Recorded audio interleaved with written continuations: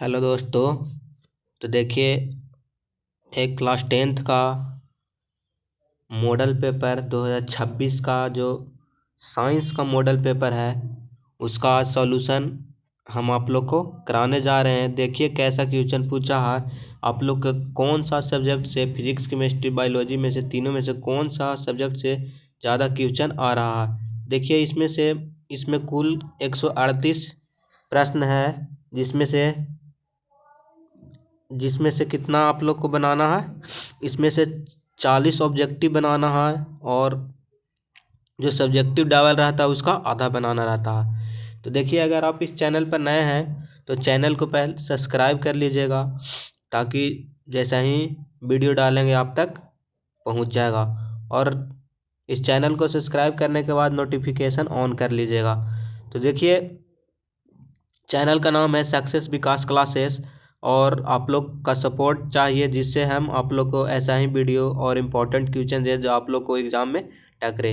तो देखिए, जो आप लोग को आज बताने जा रहे हैं साइंस का क्लास टेंथ का मॉडल पेपर जो इस बार जारी किया गया है बिहार बोर्ड द्वारा। तो देखिए, आप लोग को चलते हैं पहले ऑब्जेक्टिव पार्ट में क्या कह रहा है।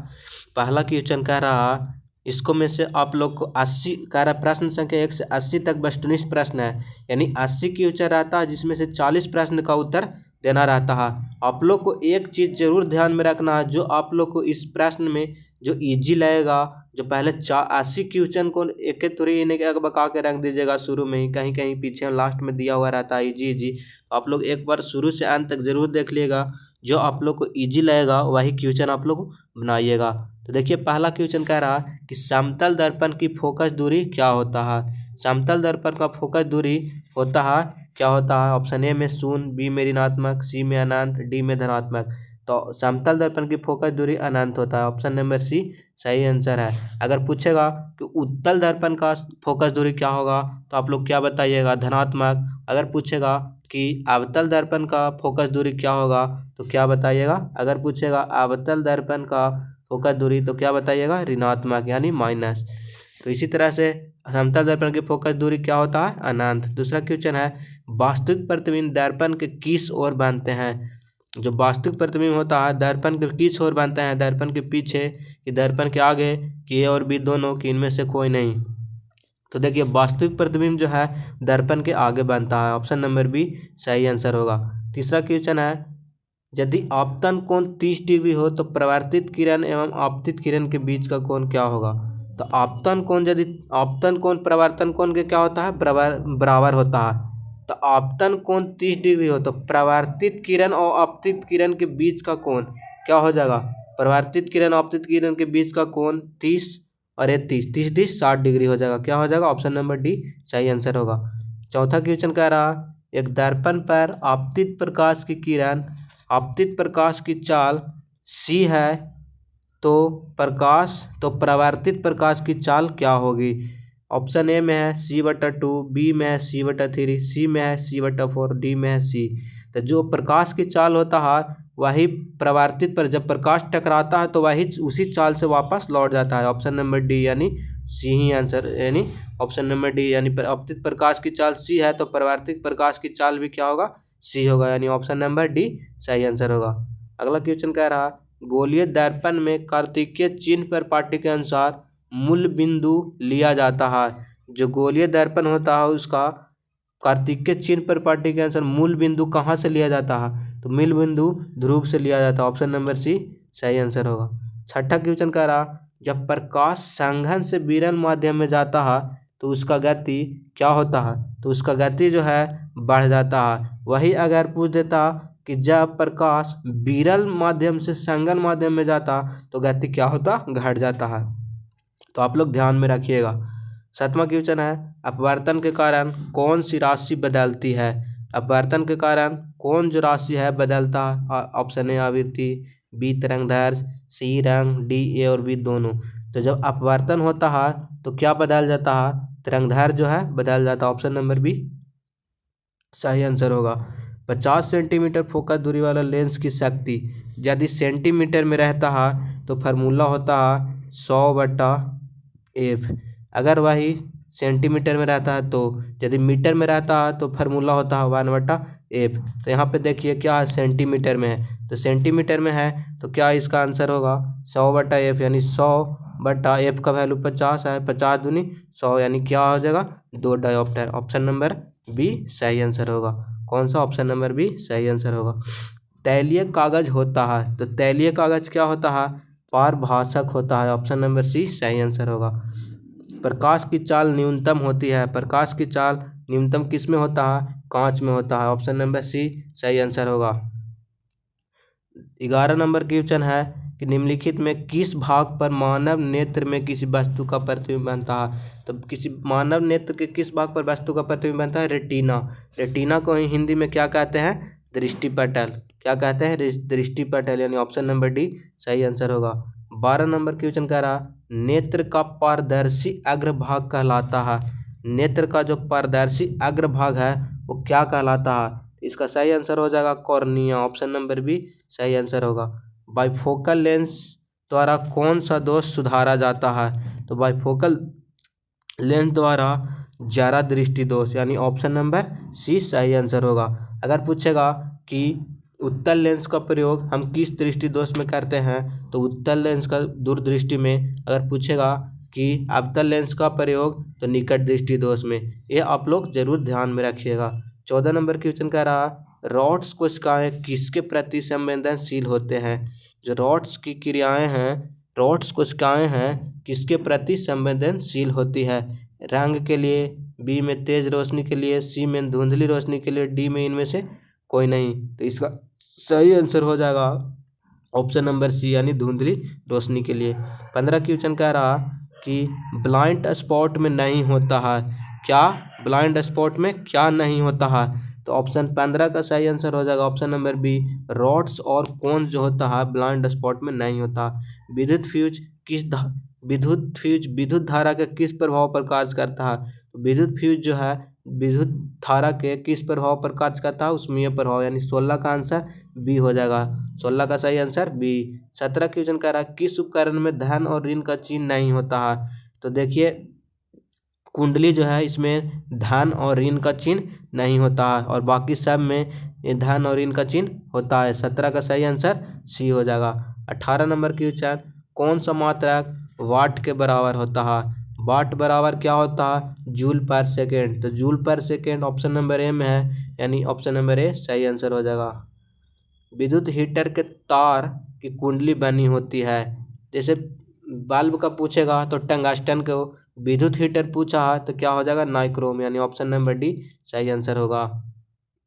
20 नंबर क्वेश्चन है कार्य करने की क्षमता को क्या कहते हैं? कार्य करने की क्षमता को ऊर्जा कहते हैं। अगर पूछेगा कार्य करने की दर को क्या कहते हैं, तो उसको शक्ति कहते हैं। क्या कहते हैं? शक्ति कहते हैं। अगर कार्य करने की दर कह देगा तो शक्ति, और कार्य करने की क्षमता कहेगा तो ऊर्जा। इतना ध्यान में रखिएगा। हाँ, आप लोग कमेंट में ज़रूर बताइए कि आप लोग 20 क्वेश्चन अभी तक हुआ है उसमें से आपको कितना सही हुआ है, और पहले क्वेश्चन जैसे ही आएगा तो आप लोग उसको रोक के पहले बनाने का कोशिश कीजिएगा कि आपसे बनता है कि नहीं। अगला क्वेश्चन कह रहा है विद्युत धारा के चुंबकीय प्रभाव की खोज किसने किया था? विद्युत धारा के चुंबकीय प्रभाव की खोज ओरस्टेड। ऑप्शन नंबर ए सही आंसर होगा। 22 नंबर क्वेश्चन है चुंबकीय बल रेखा की प्रकृति होती है, कैसा होता है? काल्पनिक, वास्तविक, ए और बी दोनों, इनमें से कोई नहीं। तो चुंबकीय बल रेखा की प्रकृति होता है जो काल्पनिक होता है। ऑप्शन नंबर ए सही आंसर होगा। 23 नंबर क्वेश्चन कह रहा कि विद्युत धारा उत्पन्न करने की युक्ति को क्या कहते हैं? तो विद्युत धारा जो होता है किसके द्वारा मतलब पर युक्ति उत्पन्न किया जाता है? तो जनित्र। ऑप्शन नंबर ए सही आंसर होगा। 24 नंबर क्वेश्चन कह रहा लघु पतन के समय परिपथ का प्रतिरोध क्या हो जाता है? बहुत कम हो जाता है। ऑप्शन नंबर बी सही आंसर होगा। 24 नंबर क्वेश्चन कह रहा 24 नंबर नाभिकीय ऊर्जा प्राप्त करने हेतु आवश्यक तत्व कौन है? तो नाभिकीय ऊर्जा प्राप्त करने के लिए कौन सा आवश्यक तत्व है? तो 25 नंबर का आंसर हो जाएगा यूरेनियम। ऑप्शन नंबर सी सही आंसर होगा। तो आप लोग देखिए यहाँ तक 24 तक जो था सिर्फ फिजिक्स का क्वेश्चन दिया हुआ था, तो समझिए 24 क्वेश्चन जो है आप लोग का फिजिक्स से क्वेश्चन था। तो अगर आप लोग को बायोलॉजी और केमिस्ट्री हार्ड लगता है तो उसमें जो इजी रहेगा उसको बना लेंगे और मात्र 16 क्वेश्चन उधर से बना लेते हैं तो आपका 40 नंबर हो जाता है। तो आप लोग इस पर ध्यान दीजिएगा। अगला क्वेश्चन है, प्राकृतिक में पृथ्वी पर ऊर्जा का मुख्य स्रोत क्या है? ऊर्जा का मुख्य स्रोत क्या है? सूर्य। ऑप्शन नंबर बी सही आंसर होगा। किसका अर्थ जल होता है? जल मतलब जल किसका अर्थ होता है? तो ये ऑप्शन नंबर कौन हो जाएगा? डी हो जाएगा, यानी हाइड्रो। हाइड्रो का अर्थ क्या होता है? जल होता है। अगला क्वेश्चन है, कौन सा युग्म एकल विस्थापन अभिक्रिया प्रदर्शित करता है? तो एकल विस्थापन अभिक्रिया कौन है? AgNO3 विलयन एवं कॉपर धातु जो है क्या करता है? एकल विस्थापन अभिक्रिया प्रदर्शित करता है। अगला कह रहा है, साग सब्जियों का विघटित होकर कंपोस्ट बनना किस अभिक्रिया का उदाहरण है? ए क्या होगा? ऊष्माशोषी, ऊष्माक्षेपी, प्रतिस्थापन, डी इनमें से कोई नहीं। तो ये जो साग सब्जियां जब विघटित हो जाता है तो क्या हो जाता है? ये हो जाएगा ऑप्शन नंबर बी, यानी ऊष्माक्षेपी अभिक्रिया। अगला क्वेश्चन है, कौन ऑक्सीकरण की क्रिया नहीं है? कौन ऑक्सीकरण की क्रिया नहीं है? तो देखिए दहन जो है ऑक्सीकरण की क्रिया है, और श्वसन भी है, भोजन भी है, भोजन का पचना भी है, लेकिन अवक्षेपण जो है श्वास ऑक्सीकरण की क्रिया नहीं है, यानी ऑप्शन नंबर डी इसका सही आंसर होगा। कौन होगा? ऑप्शन नंबर डी सही आंसर होगा। अगला क्वेश्चन कह रहा है, ग्लूकोज का रासायनिक सूत्र क्या होता है? तो आप लोग ग्लूकोज और चीनी का सूत्र हर बार एक बोर्ड एग्जाम में पूछता है। तो देखिए ग्लूकोज का रासायनिक सूत्र होता है C6H12O6, यानी ऑप्शन नंबर सी सही आंसर होगा। और वही चीनी का पूछेगा तो क्या होगा? C12H22, C12H22O11 होता है चीनी का। तो आप लोग ये दो को याद रखिएगा। अगला क्वेश्चन कह रहा है, कौन समीकरण संतुलित नहीं है? समीकरण संतुलित करने के लिए दोनों तरफ का जो प्रोडक्ट जो दोनों तरह का होता है वो तत्व का संख्या समान होना चाहिए। देखिए इसमें ऑप्शन ए में है, क्या कह रहा है? हाइड्रोजन में 2 दूनी 4, यहाँ भी 4, ऑक्सीजन में 2, यहाँ भी 2, ये भी संतुलित है, ये संतुलित है। इसमें देखिए 2KCl, पोटेशियम 2 गो, क्लोरीन 2 गो, क्लोरीन इसमें 2 गो, इसमें 6 गो, ऑक्सीजन इसमें भी 6 गो, ये भी संतुलित है। H2Cl2 2HCl, हाइड्रोजन 2 गो, क्लोरीन 2 गो, ये भी संतुलित है। PbNO3 तो यही नहीं होगा, यानी ऑप्शन नंबर डी सही आंसर होगा। अगला क्वेश्चन कह रहा है, कोई विलयन लाल लिटमस पत्र को नीला कर देता है, उसका pH संभवतः क्या होता है?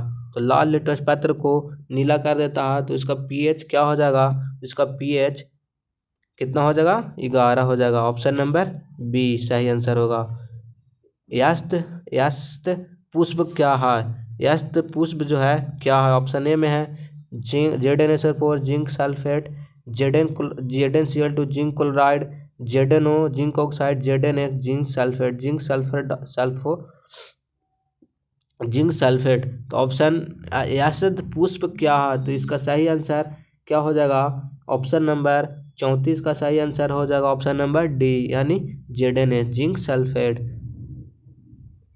35 नंबर क्वेश्चन कह रहा है, कौन सा गैस चूने के पानी को दूधिया कर देता है? तो ये कौन है? Carbon dioxide. Option number D सही आंसर होगा। मधुमक्खी के डंक में कौन सा अम्ल होता है? तो मधुमक्खी के डंक में मेथनोइक अम्ल होता है। ऑप्शन नंबर ए सही आंसर होगा। प्लास्टर ऑफ पेरिस का रासायनिक सूत्र क्या होता है? प्लास्टर ऑफ पेरिस का CaSO4 होता है। ऑप्शन नंबर बी सही आंसर होगा। अम्ल और क्षार आपस में क्रिया करके क्या बनाता है? लवण और जल बनाता है, यानी ऑप्शन नंबर सी सही आंसर होगा। 38 नंबर क्वेश्चन है, निम्नलिखित में किस तत्व में संयोजी इलेक्ट्रॉन की संख्या सबसे अधिक है? संयोजी इलेक्ट्रॉन की संख्या सबसे अधिक इसमें सिलिकॉन, एल्युमिनियम, फास्फोरस, सोडियम। तो इसका सही आंसर हो जाएगा फास्फोरस, ऑप्शन नंबर सी। अगला क्वेश्चन कह रहा है, क्यूप्राइट निम्नलिखित में किस धातु का अयस्क है? क्यूप्राइट जो है वो कॉपर का अयस्क है, यानी ऑप्शन नंबर सी सही आंसर होगा। अगला क्वेश्चन है, ऑक्सीजन की संयोजकता क्या होता है? तो ऑक्सीजन का संयोजकता जो है ऑक्सीजन 8, यानी 2 6। तो इसका कितना हो जाएगा? 2, यानी ऑप्शन नंबर कौन सा सही होगा? Option number C. तो ऑक्सीजन के संयोजकता कितना होता है? 2, ऑप्शन नंबर सी सही आंसर होगा। गंधक की परमाणु संख्या क्या होता है? गंधक किसको कहते हैं? गंधक सल्फर को ही सल्फर को ही गंधक कहते हैं, तो सल्फर का कितना होता है 16, तो 16 गंधक का भी कितना हो जाएगा 16। ऑप्शन नंबर सी सही आंसर होगा। अभी क्रिया समूह CO किसका, CO CO को क्या कहते हैं, एल्डिहाइड समूह, ईथर समूह, अल्कोहल समूह, कार्बोनिल समूह। तो 43 का सही आंसर हो जाएगा ऑप्शन नंबर डी कार्बोनिल समूह। 45 में वेल्डिंग में किस गैस का उपयोग किया जाता है, तो वेल्डिंग में एथाइन गैस का प्रयोग किया जाता है। अगला क्वेश्चन है कार्बन आवर्त सारणी के किस वर्ग का सदस्य है, कार्बन जो है आवर्त सारणी का किस वर्ग का सदस्य है, तो इसका सही आंसर होगा ऑप्शन नंबर डी 14 वर्ग का सदस्य है। एथाइन में कार्बन कार्बन के बीच कितने सहसंयोजक होता है, तो एक होता है मीथेन, एक होता है एल्केन, एल्कीन, एल्काइन। एल्केन में होता है सिंगल बॉन्ड, एल्काइन में होता है, एल्केन में होता है सिंगल बॉन्ड, एल्केन में होता है सिंगल बॉन्ड इन, एल्कीन में होता है डबल बॉन्ड, एल्काइन में होता है ट्रिपल बॉन्ड, यानी एल्काइन यानी आइन, एथाइन, एथाइन में ट्रिपल बॉन्ड होगा। ऑप्शन नंबर सी सही आंसर होगा, ऑप्शन नंबर सी सही आंसर होगा। कौन सबसे अधिक क्रियाशील हाइड्रोजन है, जो हाइड्रोजन तत्व है उसमें सबसे अधिक क्रियाशील कौन है, 47 का सही आंसर होगा ऑप्शन नंबर ए यानी फ्लोरीन। 48 नंबर क्वेश्चन आवर्त सारणी में कितने आवर्त होते हैं, तो आवर्त सारणी में कितने 7 आवर्त होते हैं 48 के, ऑप्शन नंबर सी सही आंसर होगा। 49 का क्वेश्चन है पोटेशियम की परमाणु संख्या 19 है, तो इसकी संयोजकता क्या होता है, पोटेशियम 19 को तोड़ेंगे तो 2 8 8 1, यानी परमाणु इसकी संयोजकता कितना हो जाएगा ऑप्शन ए 1, यानी एक कौन सा ऑप्शन में, ऑप्शन नंबर ए सही आंसर होगा। 50 क्या है आधुनिक आवर्त सारणी में ऊर्ध्वाधर स्तंभों की संख्या कितनी होती है, तो 50 का सही आंसर होगा ऑप्शन नंबर डी यानी 18। आप लोग कमेंट में ज़रूर बताइए कि आप लोग 50 क्वेश्चन में से आप लोग को कितना सही हुआ, क्योंकि इसमें से 40 क्वेश्चन ही बनाना रहता है। निम्नांकित संकेतों द्वारा व्यक्त तत्वों कौन सा धातु है, तो धातु जो है कौन सा हो जाएगा मैग्नीशियम, किसका होता है मैग्नीशियम 12 दूनी 24, जिसकी बाह्यतम कक्षा में 1 2 3 इलेक्ट्रॉन होता है, तो उसको क्या कहते हैं धातु कहते हैं। तो जैसे 12 दूनी 24, 12 किसका होता है मैग्नीशियम, मैग्नीशियम को तोड़ेंगे तो 2 8 2, यानी जिसका 1 2 3, यानी इसमें कितना है 2 बाह्यतम कक्षा में इलेक्ट्रॉन है, तो कौन हो जाएगा मैग्नीशियम। यहाँ पर ही मैग्नीशियम रहेगा तो ये सही हो जाएगा, यानी ऑप्शन नंबर बी सही है। अगला क्वेश्चन है वनों पर आधारित उद्योग कौन सा है, तो वनों पर आधारित उद्योग कागज उद्योग भी है, टिम्बर उद्योग भी है, लाख उद्योग है, यानी ऑप्शन नंबर डी सही आंसर होगा। अगला क्वेश्चन कह रहा कि सिंचाई के लिए पौधों को ठीक जड़ों के समीप जल पहुंचाने की तकनीक क्या है, वर्षा जल की सिंचाई, आंतरिक छिड़काव, टैंकपन सिंचाई, यानी ड्रिप सिंचाई कहते हैं, जिसको क्या कहते हैं हिंदी में टपकन सिंचाई, यानी ऑप्शन नंबर सी सही आंसर होगा। अगला क्वेश्चन है उत्तराखंड में चिपके आंदोलन किस वर्ष प्रारंभ हुआ था, ऑप्शन ए में 1971, बी में 73, सी में 1981, डी में 1988, तो इसका सही आंसर हो जाएगा ऑप्शन नंबर बी यानी 1973। अगला क्वेश्चन कह रहा कवक के पोषण की कौन सी विधि पाई जाती है, तो कवक में जो होता है कौन सा विधि होता है मृत पोषी, ऑप्शन नंबर ए सही आंसर होगा। अगला क्वेश्चन कह रहा कौन एक जैविक प्रक्रम द्वारा अपघटित होने वाला पदार्थ है, तो देखिए जैविक प्रक्रम द्वारा अपघटित होने वाला पदार्थ कौन है मृत घास पत्ते, क्योंकि पॉलीथीन को कितनों दिन तक छोड़ देगा तो ये अपघटित नहीं होगा, रबड़ भी नहीं होगा, यानी मृत घास पत्ते आंसर सही आंसर होगा ऑप्शन नंबर ए। मनुष्य में पाचन क्रिया का प्रारंभ कहाँ से होता है, अगर पाचन क्रिया का प्रारंभ पूछेगा तो मुंह गुहा से, अंत कहाँ होता है तो छोटी आंत में। अगला क्वेश्चन है सजीव में पाए जाने वाला जैव प्रक्रम क्या है, सजीव में कौन कौन सा प्रक्रिया पाया जाता है, श्वसन भी शरीर में होता है, पोषण भी होता है, प्रजनन भी होता है, ऑप्शन नंबर डी सही आंसर होगा। अगला क्वेश्चन कह रहा किण्वन क्रिया होती है, किण्वन क्रिया जो होती है किस में होता है, तो किण्वन जो होता है किस में ईस्ट में होता है, ऑप्शन नंबर सी सही आंसर होगा। अगला क्वेश्चन कह रहा 60 नंबर क्वेश्चन वायवीय श्वसन में क्रिया में निम्नांकित में से किस गैस का प्रयोग किया जाता है, तो वायवीय श्वसन में ऑक्सीजन का प्रयोग किया जाता है, 60 का ऑप्शन नंबर डी सही आंसर होगा। 61 नंबर क्वेश्चन कोशिकीय ईंधन किसे कहा जाता है, तो कोशिकीय ईंधन किसके कहा जाता है ग्लूकोज के, ऑप्शन नंबर सी सही आंसर होगा। 62 नंबर क्वेश्चन है पौधों में वाष्पोत्सर्जन मुख्यतः किस अंग में होता है, पास पौधों में बाष्पोत्सर्जन जो किस पौधे के किस अंग में होता है, तो पत्ती में होता है। ऑप्शन नंबर सी सही आंसर होगा। 63 नंबर क्वेश्चन, मानव हृदय किस तंत्र का भाग है? मानव हृदय जो है किस तंत्र का भाग है? इसका सही आंसर होगा परिसंचरण तंत्र। ऑप्शन नंबर डी सही आंसर होगा। 64 में कौन सा रक्त का थाका बनाने में सहायक होता है? तो ऑप्शन नंबर इसका सही आंसर हो जाएगा 64 का बी फाइब्रिनोजिन।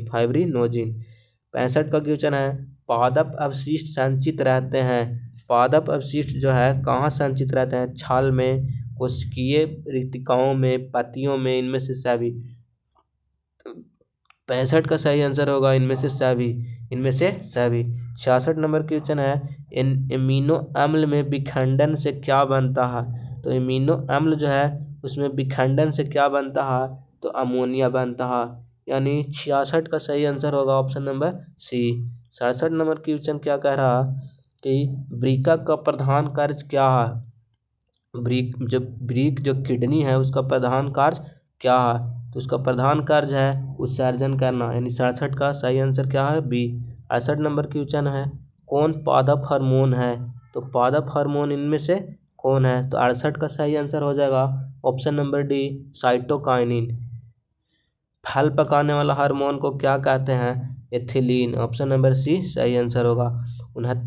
70 नंबर क्वेश्चन कह रहा है, मनुष्य के कपाल तंत्रिकाओं की संख्या कितनी होती है? यानी 24 होती है, यानी 12 जोड़ी हो जाएगा। ऑप्शन नंबर ए सही आंसर होगा। 71 नंबर क्वेश्चन कह रहा, रुधिर चाप नियंत्रित होता है। रुधिर चाप किसके द्वारा नियंत्रित होता है? तो ऑप्शन ए में है थाइमस द्वारा, बी में है अग्नाशय द्वारा, सी में है एड्रिनल द्वारा, डी में है ब्रीसन द्वारा। तो 71 का सही आंसर हो जाएगा एड्रिनल द्वारा। ऑप्शन नंबर सी सही आंसर होगा। हाइड्रा में प्रजनन किसके द्वारा होता है?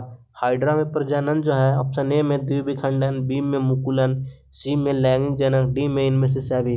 तो 72 का सही आंसर हो जाएगा ऑप्शन नंबर बी यानी मुकुलन द्वारा। 73 का क्वेश्चन है, पुष्प में नर प्रजनन अंग होता है। पुष्प में नर प्रजनन अंग कौन होता है? पुंकेसर। ऑप्शन नंबर ए सही आंसर होगा। 74 नंबर क्वेश्चन है कि शुक्राणु बनता है। शुक्राणु जो है स्पर्म जो कहाँ बनता है? वृषण में। स्पर्म को ही हिंदी में क्या कहते हैं? शुक्राणु। तो क्या बनता है? वृषण में। ऑप्शन नंबर डी सही आंसर होगा। जीवों की उत्पत्ति पहले पृथ्वी पर निम्नलिखित में क्या नहीं था? जीवों की उत्पत्ति के पहले जब जीव उत्पत्ति हुआ था उससे पहले पृथ्वी पर क्या नहीं था? Carbon dioxide, nitrogen dioxide, oxygen और टू इनमें से सभी क्या नहीं था? ऑक्सीजन जो था नहीं था। ऑप्शन नंबर सी सही आंसर होगा। आर्कियोप्टेरिक्स के संबंध में कौन सा कथन सही है? यह एक जीवाश्म है, इसमें जबड़े में दांत और उंगलियां में नखें थे, इसमें डैन तथा पंख विद्वान है, इनमें से सभी इसका सही आंसर होगा। तो देखिए इतना क्वेश्चन में से अभी तक एक क्वेश्चन 76 नंबर है जो लग रहा है थोड़ा सा कि हार्ड क्वेश्चन है, न तो सभी क्वेश्चन तो लगभग पढ़ा हुआ क्वेश्चन है। 77 नंबर क्वेश्चन कह रहा कौन सा प्राणी अपना लिंग बदल सकते हैं? तो एक घोंघा जो होता है वो अपना लिंग बदल सकता है। ऑप्शन नंबर ए सही आंसर होगा। 78 नंबर क्वेश्चन है, कौन पर्यावरण के अंतर्गत आते हैं? पर्यावरण के अंतर्गत जल मंडल आते हैं, स्थल मंडल आते हैं, वायुमंडल आते हैं, इनमें से सभी। 78 का सही आंसर क्या हो जाएगा? इनमें से सभी, क्योंकि सभी जो है पर्यावरण के अंतर्गत आते हैं। 79 नंबर क्वेश्चन है, मैदानी पारिस्थितिक तंत्र में मेढक किस प्रकार का उपभोक्ता है? तो मेढक जो है वो द्वितीयक उपभोक्ता के अंतर्गत आता है। ऑप्शन नंबर बी सही आंसर होगा। 80 नंबर क्वेश्चन है, कौन एक जैव अनिम्नकरणीय पदार्थ है? कौन एक जैव अनिम्नकरणीय पदार्थ है? 80 का सही आंसर होगा option number A DDT। Option number A DDT। तो आप लोग कमेंट में ज़रूर बताइएगा कि आप लोग को 80 क्वेश्चन में से कितना क्वेश्चन सही हुआ है। तो आप लोग जो 80 क्वेश्चन बनाए इसमें से कितना क्वेश्चन सही हुआ आप लोग कमेंट में एक बार ज़रूर बताइएगा। अब देखिए, अब यहाँ पे सब्जेक्टिव है कि आवर्धन क्षमता किसे कहते हैं? तो देखिए आवर्धन क्षमता किसे कहते हैं ये आप लोग को मॉडल पेपर में दिया। दूसरा कह रहा है अवतल लेंस को अपसारी लेंस क्यों कहा जाता है। तीसरा क्वेश्चन कह रहा कि पार्श्विक विस्थापन से आप क्या समझते हैं। तो ये आप लोग देख लीजिए एक बार, सब्जेक्टिव एक क्वेश्चन है, आप लोग इसको देख लीजिएगा क्योंकि मॉडल पेपर में दिया हुआ है। इसी तरह से भी आप लोग को बोर्ड एग्जाम में भी पूछा जाएगा। तो आप लोग को ये वीडियो कैसा लगा है आप लोग कमेंट में ज़रूर बताइएगा, और इस वीडियो को अपने दोस्तों तक शेयर कीजिए ताकि उसका भी बेनिफिट हो सके और सीख सके कि मॉडल पेपर में ऐसा क्वेश्चन पूछ रहा है और बोर्ड में भी ऐसा ही क्वेश्चन पूछा जाएगा। तो वीडियो अच्छा लगा है तो लाइक और सब्सक्राइब ज़रूर कर दीजिएगा, और कमेंट में ज़रूर बताइएगा कि आप लोग का कितना सही हुआ और कितना गलत हुआ। तो आज भर के लिए इतना ही, मिलते हैं अगले वीडियो में। तो आज भर के लिए इतना ही, धन्यवाद।